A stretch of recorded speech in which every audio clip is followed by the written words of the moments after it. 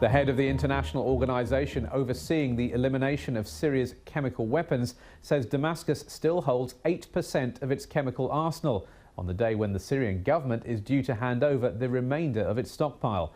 Sigrid Kaag is head of the joint team from the United Nations and the Organization for the Prohibition of Chemical Weapons. She was speaking to the BBC in the Syrian capital.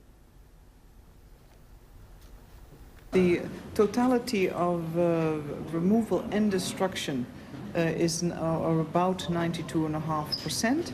Of that, you have to recall, of course, that the majority of this chemical weapons material is aboard Danish and Norwegian vessels. The actual destruction of the material will take place on the Cape Ray, the US-designed ship, designed for that purpose, as well as in Finland and in the US itself. That took place following a commercial tendering process led by OPCW.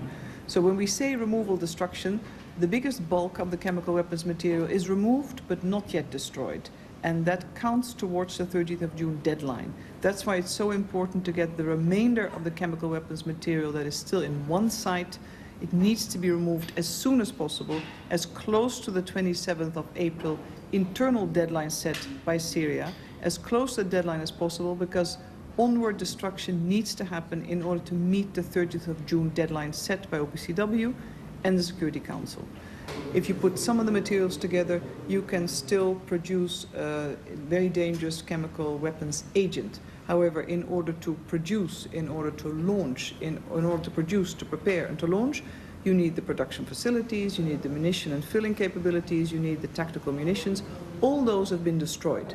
So what remains at one side are elements of a chemical weapon.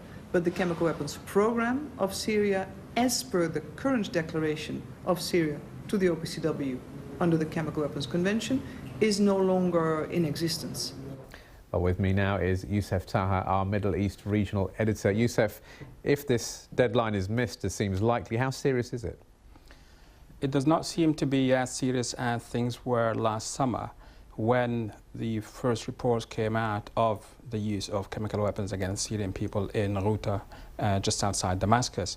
That attack is reportedly killed 429 people in Syria, and that brought about the international onslaught on Syria to rid it of its arsenal of chemical weapons. We're talking about 8% of the weapons, just under, which are still there. How much damage could they potentially do?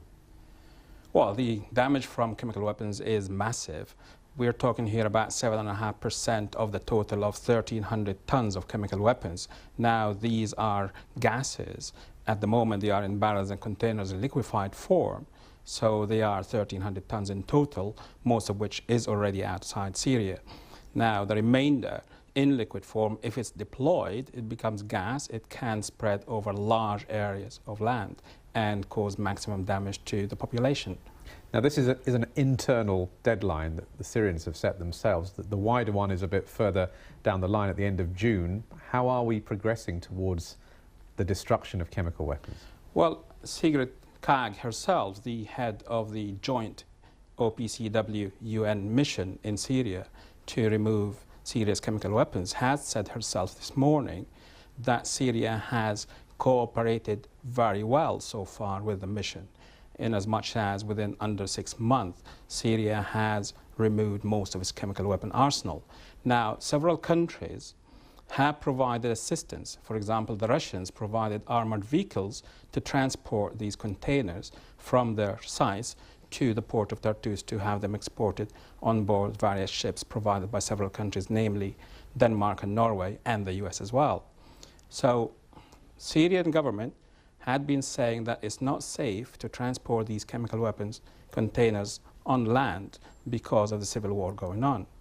And therefore, the Russians supported them with providing armored vehicles. You remind us, of course, that this all came about because of a deal with the Russians and the Americans involved. Given events in Ukraine at the moment, just how far apart the two countries are, any future deals like this seem rather unlikely, don't they, at the moment? Well, the deal last year was totally unexpected. It seemed to have been a bit of a slip of a tongue by the US Secretary of State John Kerry when he was talking about what would Assad, Mr. Assad, president of Syria, do to avert military strikes on Syria and on his government installations. And Mr. Kerry, just by some weird way, said, well, is Mr. Assad going to give up all his chemical weapons arsenal? And the Russians at the time latched onto it to get the Americans on board to avoid any military strikes. So they got the Syrian president to agree to this deal, and therefore the deal is sponsored by the Russians and the Americans to rid Syria of its chemical weapon arsenal. Right now, we see in Ukraine that the Russians and the Americans are as far apart as can ever be imagined. Thanks very much, Youssef. We'll be hearing Pleasure. more about Ukraine later on in the programme.